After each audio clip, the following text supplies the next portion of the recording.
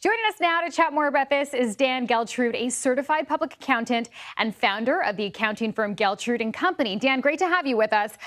Okay, so we're just dreaming here, right? This jackpot, obviously a lot of money. What would you take, the one-time cash payout or the annual payments?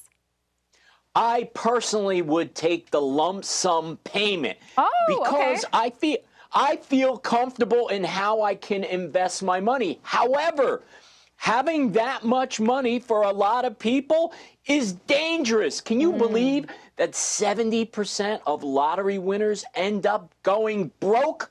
So if you do choose the annuity payment, which is 30 payments over 29 years, well, now it will take you a while to lose all that money. So that's the safe bet. So how much do you actually get to take home after taxes and everything? Well, as the saying goes, 1.7 billion ain't what it used to be. So you said the lump sum right off the bat, 770 million. But when you factor in the tax man, and the tax man is both federal and state, you only end up netting, if you're in a high tax state like New York and New Jersey, only about 400 million. So you have to decide whether what do you do with that? Not enough, right? Okay, so if you do win, what's the best thing to do with the money? Because you were saying you would take the lump sum, but you know what to do with it.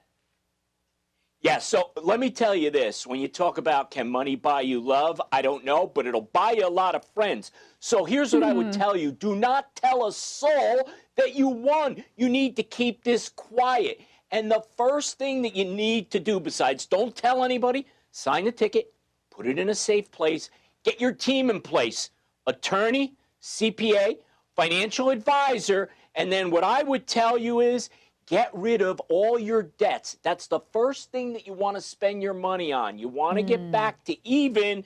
Now you have a bunch of money to figure out what it is that will make you happy.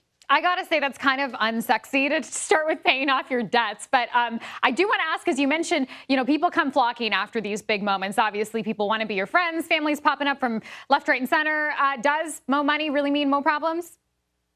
Oh, absolutely it does. Because if you're in a situation where people know you have that kind of money, literally you are a magnet for everybody that's going to be asking you for money. And it's very, very easy, especially if you get that lump sum payment, to change your lifestyle. So as I said, if 70% of the people who win the lottery end up going bankrupt, there's certainly something to it that people simply overspend even with that kind of money. But nice to be a little generous, right? Sprinkle the gratitude around. No doubt about it. Listen, it's always good to give back, and you have plenty of room to give back. Yeah. But you also have to put limits on your spending. Now, I'm not saying you don't buy the things that you really want to have, but do you really need to buy everything? Fair enough. All right. Dan Geltrude, thank you so much. We appreciate it. Thank you, Chanel. All right.